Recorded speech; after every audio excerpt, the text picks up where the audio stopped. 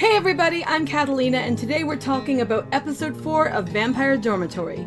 Overall, this was a pretty good episode, but there were definitely some parts that I found really hard to get through. Most of those were in the early part of the episode, especially when Mito was really sad because Ruka was avoiding her, and then later on when she and Ren went to the clothing store and she tried on the dress. What I think hit me about that is that when I think about people trying to figure out and explore their identity, two things that I'm reminded of are oddly Rudolph the Red-Nosed Reindeer and The Little Mermaid, because both of those are about someone who is either being pressured by the outside to become something that they are not, or who is feeling internal pressure to become something that they feel they were meant to be, and being held back from that by other people. And what we have here with Mito isn't so much that, but almost its inverse. Mito, as much as she might be trying to appear as if she is a man, is obviously and clearly a woman, and is obviously and clearly developing feelings toward Ruka. But at the same time, she's trying to keep up this appearance of being a boy, likely for her own protection. And I think that the toll of that is coming down on her more and more as the series progresses.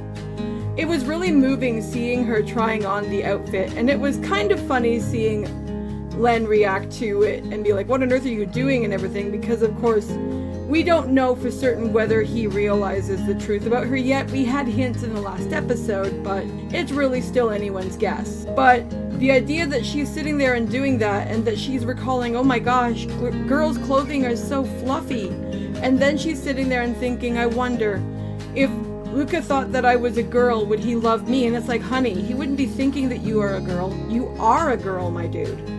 And that's wild because, like, that's not exactly what she is representing right now. And it makes it one of the tough things when you look at this from varying perspectives, because if you purely look at it from the perspective of this being a story about somebody who is dressing in disguise, of course she's still a girl. But then we have to be really careful in a modern context, because there are women who do decide that they wish to be represented as men, or men who wish that they could be represented as women. And I certainly wouldn't want to shoot that down, because like that's just something that we have nowadays. And as I've said in previous episode discussions about this series, it can make this rather difficult to talk about. But I think one of the key things that we get from this scene is the reality that Mito's necklace doesn't necessarily change because of her friendship with Ruka or Ren. That's something that's been going on for a while, whether they've really named it or not. But what I think does make the necklace change is that they have gotten at least a closer glimpse at the truth. And I think that it's only in finding out the truth and in accepting the truth that that necklace will ever turn red. Because the thing is, without actually acknowledging and understanding the truth of who Mito is, how can Ruka ever love her? And the same thing for Ren, and we'll be talking about him and his secrets later on. Without being truthful, how can they really truly be friends on a deep and meaningful level? One of the most valuable things about a lasting and meaningful friendship is that you reach a point where you're able to share things that are unique and special about you, and that you might not share with the average person. I also think that the reality that there are lots of people who are hiding and holding on to things, and that we're at least starting to see that things are there, or in some cases what they are, is a key theme of this episode. And while I would actually like to start getting some answers to some things, I will take this as a consolation prize. We can start with the reality that I'm pretty certain at this point that Komori actually does realize that Mito is a girl, and that he might even be aware of the reality that she's probably Ruka's like destined partner or life mate, and he's probably trying to get them together because of that. It's funny because yes, we do see parts where he's talking to Ruka and he's trying to push Ruka to like resist Mito. But I think that might be some form of reverse psychology because of what we saw Ruka say at the end of the last episode. I think that that is further evidenced by the fact that when Komori is actually interacting with Mito, he's actually trying to set things up so that Mito is going to be more appealing to Ruka. And he is actually supportive and kind toward Mito. I mean, if Komori is actually this powerful vampire leader who is in charge of this clan and everything, I mean, if he really wanted to run off some human who was in the way and who he thought was damaging his protege, he would absolutely be able to do it. I mean, when you think about it, there has to be something going on with Komori and what he knows, because when we look back on episode 1, it's Komori who tells Ruka to go and get Mito, like to go and connect with Mito in the first place. Had Komori not said that, Mito would be dead. Next up in this web of deceit and people either being not honest with each other or with themselves is Ruka's new plan for Mito to get himself a girlfriend. Oh my god, I thought I was going to hate this, but it was actually really funny, at least in certain parts. It was also heartbreaking in others, but I think that's actually what made this scene so great, because I was like, oh no, when I read the summary for the episode, but it actually ended up being pretty cool. I think that one of the most interesting things that happened because of this whole situation is the reality that we see Mito hanging out with this girl and talking to her and everything, and a situation comes up where a car is about to swerve in, and Mito actually steps in front of the girl as though she is a guy, or doing the guy role anyway, and actually prevents the girl from having anything splash on her, get hit, whatever else.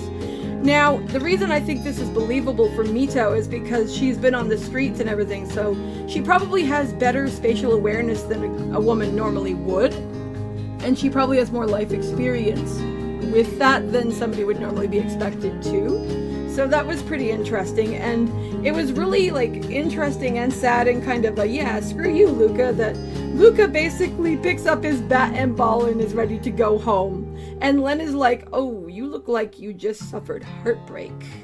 Because, of course, Ruka thinks that everything is going off perfectly for these two, and that they're totally working out and going to get together. And while it was his idea, and he thought it was going to be valuable to improve Mito's blood, now that he's actually seeing the reality and consequences of his decision, it's biting him in the ass. Next, of course, we have the reality of what's going on this excursion with Mito and this girl, which is that the girl actually has feelings for Ruka. And as Ruka's friend, and I put that word in quotes, Mito actually tells the girl that, yeah, she should absolutely approach Ruka, she should absolutely share her feelings with him, he's totally available.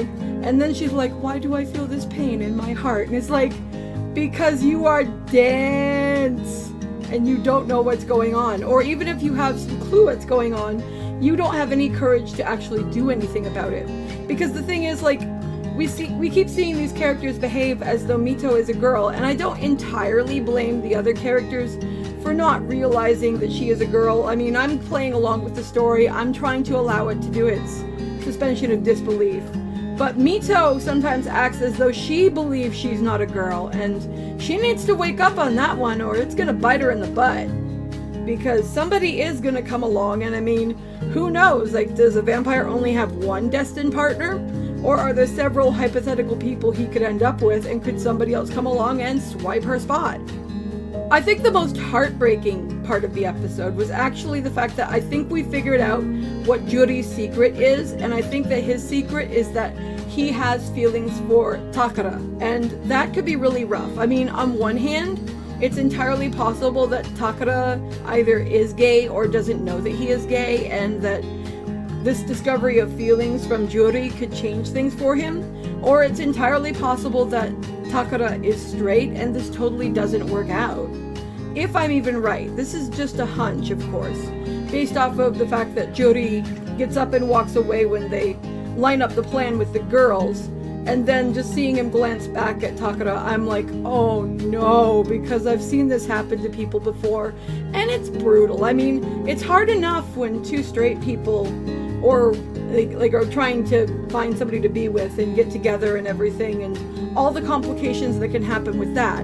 When it's somebody who's LGBT, it's even more complicated because, I mean, from a pure numeric standpoint, there are less people who are that, so the chances that the person you're interested in is or isn't, if you're not sure, are stacked against you. And I mean, it doesn't matter who you are or what the person ends up being, it still hurts. I mean, I've actually had situations when I was younger where I would approach somebody and I would find that out afterwards, and it's like, oh my gosh, because first off, it sucks when somebody isn't interested, but at the same time it's like, oh my gosh, I put this poor person through this totally awkward situation. Whoops, my bad. This was back in the early 2000s. But still, I mean, that's rough.